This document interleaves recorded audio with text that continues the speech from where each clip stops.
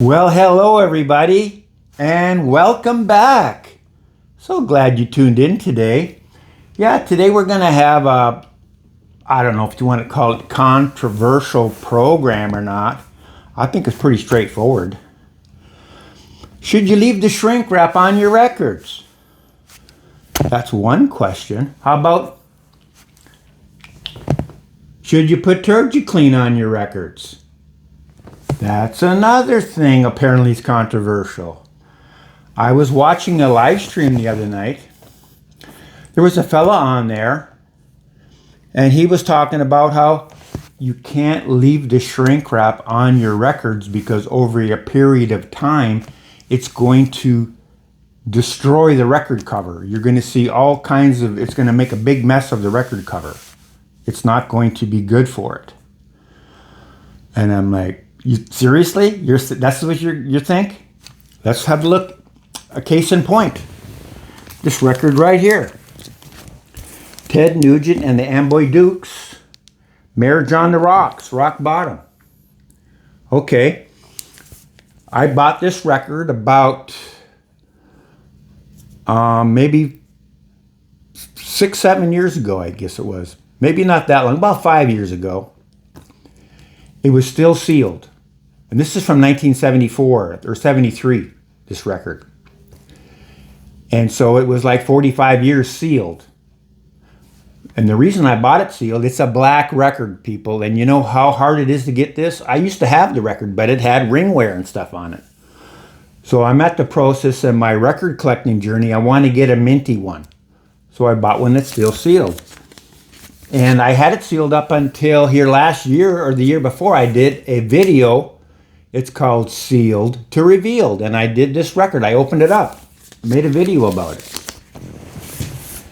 And here is the record that was sealed for 45 years in the shrink. Do you see all the big problems that caused the record? No, the only thing it caused was that the record's mint condition. Yeah, that's why I bought it sealed. If you go on eBay and you look at sealed records, they cost more. But there is a problem associated with sealed records. You don't know if they're warped or not because the record, over time, they're not stored properly. You can get a warped record. So, and the person that is selling it, they're not guaranteeing the record inside because it's sealed. They didn't have the chance to inspect it. So if you do have some kind of issue with the record inside, it's a sealed record. You can't guarantee that when you buy it. But for the most part, I haven't had any trouble with that kind of stuff. Their records are always good. You know, usually good. Let's put it that way. You can't ever say never. That's not a thing, right? Never say never. But look how nice that record turned out, right? 35 years in the shrink wrap. 45 years in the shrink wrap. Perfect. That's why I bought it sealed, because I wanted a nice perfect record. Here's another one I bought. I just bought this one. This is probably, I don't know, 15 years ago I bought this, and it was still sealed. But now this one has the hype sticker that's right on the cover, right? It's a UK pressing. Comes with a nice inner sleeve. Pretty crazy inner sleeve on here. Look, this is pretty funny. Nice inner sleeve there. And it is on the SST label, which I thought was nice, right? Sub Pop, I mean. It's on Sub Pop. And it's on white. And it's on white vinyl. Because when they originally issued these records, the first press was on white vinyl. That's the super rare one. That's the one worth 10 grand or whatever they want for that thing. And then I actually purchased it, I think it was 92 or something. I bought the record. I got it on blue vinyl. And they only made 5,000 on the blue. And now I repurchased it on this. And it was sealed for many, many years. And this is another record I did a video on, Sealed to Revealed. I took the shrink wrap off. Nice black record, perfect condition. And of course I did buy it new. It wasn't like I bought it sealed on purpose, but it was brand new, so it came sealed. Very nice record. Here's another record. This is from 74. I bought this back in 74, and I didn't have the shrink wrap or anything on it, and it got a bunch of ring wear on the record. But it's one of my favorite records. It's a fantastic jazz kind of big band record, lots of horns in it. And so I bought it sealed. And when I got it, of course, I opened it up. And this is, again, 45 years sealed. And look how nice it is. It's a dark black record. It's mint condition, right? It's on the gatefold. Of course, the gatefold's going to stay nice, but it's on the nice gatefold record. But this was 45 years sealed in the shrink wrap. And the tight shrink wrap, not the loose plastic stuff, the tight shrink. Perfect condition. Leaving it in the shrink is not going to hurt the record. Now, if you have a really, really tight shrink wrap and you put it gets hot or in the sun, maybe it might curve it. Maybe it might warp the record. That's not been my experience, but I'm not saying it doesn't happen. Now, here's a record I just bought here about 5-6 months ago. Was on eBay looking around. I heard that song on the radio, Devil Woman. I said, I don't have that. I don't even know who does it. It's Cliff Richard. Oh, okay. Go over on eBay. I'm looking around. I want to buy the record. Of course, I want a minty one, right? This is what I like now. I found this. It's in the shrink with the hype sticker. That's the one that I'm going to buy. That means a lot to me. That's the one I want. And like this fellow was saying, you can't keep the records in the shrink. It's going to ruin the covers and everything. There was a couple other fellows on the panel. They're record collectors, and they're going, no. That's what you look for. If I want a record, I want it in the shrink. That means something. That makes it more rare that way. It's more of a collector's item that way. And another fellow said, I know if it's in the shrink, 99% of the time, you get a mint record on the inside. And that is true as well. It's kind of an indicator what you're going to get on the inside. Because you can't always trust people that grade. But when you see this, you know that the record was hardly ever played. It was well taken care of. Or a person like me got it and they kept it in the shrink and they want it because they want their records to be nice. So they take care of their stuff. And that's the one I bought. When I saw in the shrink, click, and it was only, it was cheaper than a lot of the other ones out there that they wanted the moon for that weren't not in the shrink, right? This was, I think, $20 or something. I bought it on eBay. How about this one? Yeah, Japanese original in the shrink. That's hard to get. How many Japanese records have you seen that are in the shrink? And a good one, too. It's just not some, Nina Simone record or whatever that's in the shrink. This is a Rush in the shrink record. Now, here's another record. And I don't know why you would not want this in the shrink. It's got the red shrink on it. That's part of the package. You pull the shrink wrap off, it ruins the record as far as I'm concerned. And you got all those cool hype stickers and everything on the record. And yes, let's look inside. We got the Japanese insert.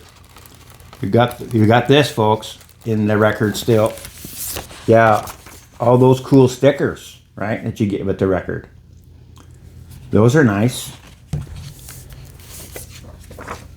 Got that. Got another insert in here. What's this? I guess they're advertising something in there.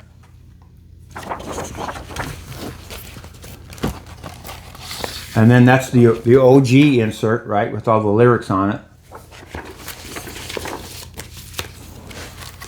And the record is on that Rolling Stones label like that.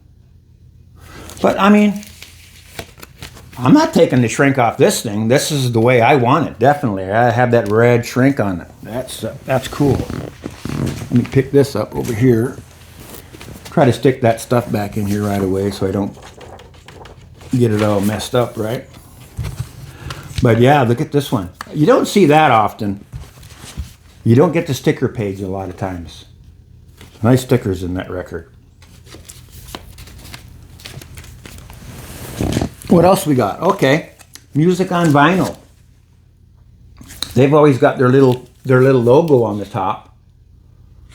So I do put it in a plastic bag, a cover, but what I do is I slit the original bag because it's got that plasticky stuff on the back. It's got that, you know, like that music on vinyl has this, right? Where it's glued on the back here. It's not even coming off, but you know what I mean. You can actually, it's resealable. There it is. Right? I don't like taking that apart because you go and you lay it on a record, and especially if it's a really delicate record, you can rip the color right off the thing. So I just decided to leave it in the shrink to keep the sticker, but I just slit it and then I just put another one over top. Makes it easy for me to have it like that. Here's another Leonard Cohen record, right? In the shrink, got the hype sticker on it. I like that. It's not hurting the record, right? This stuff is not that tight. It moves around. It's not that tight on there. I could probably even take it off, slide it off. They're not that tight on there.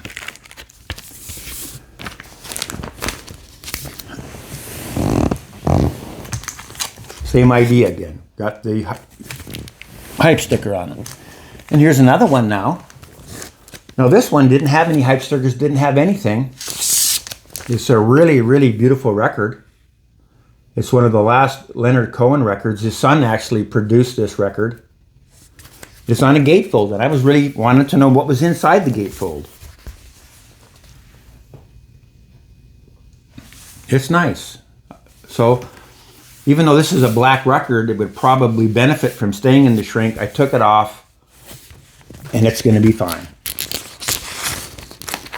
You know, it's not a golden rule. It's just how I like to. And here's a Depeche Mode record, right? Even though it's a gatefold, it's got that little hype sticker on there, so I just stuffed the shrink on it.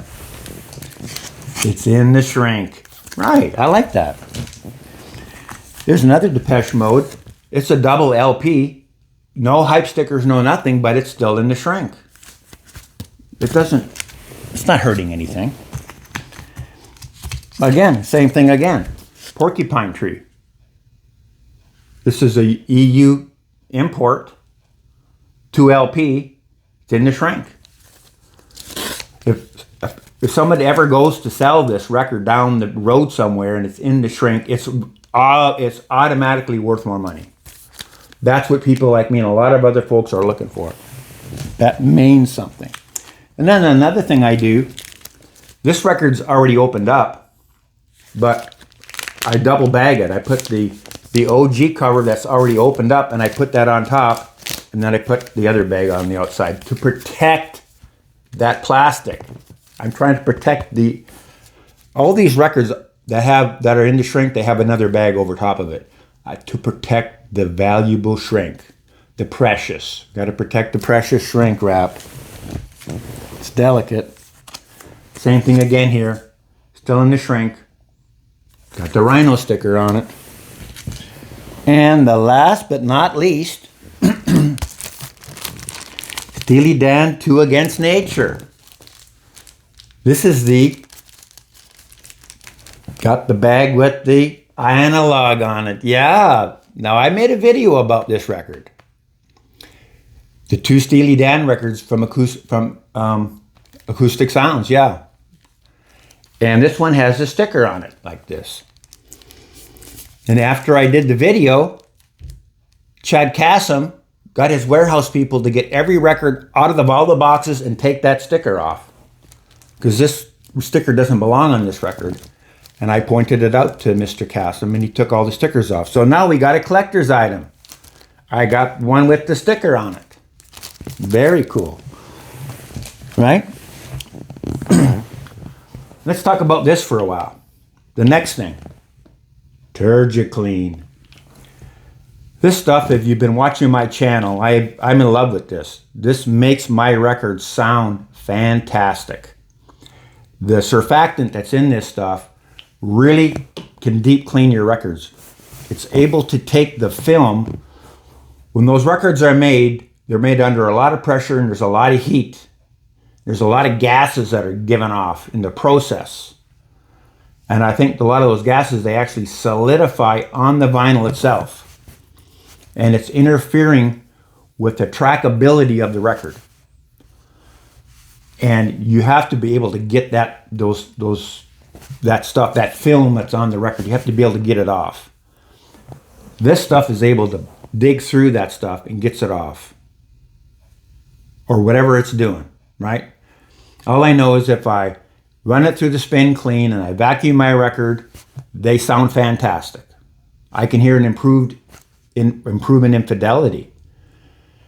If I use another type of surfactant and I wash it with that and then I vacuum, I hear another little improvement. But when I use this is like a game changer. I get a big improvement in fidelity when I use this. And then I rinse it and then I vacuum it. And I don't have the ability to do a comparison video, but some of these folks are using, I don't know, what are they, $20,000 record cleaning machines. And they're not putting any surfactants of any kind in the water. They're just using the water and they're using the ultrasonic. They're just using the bubbles, right?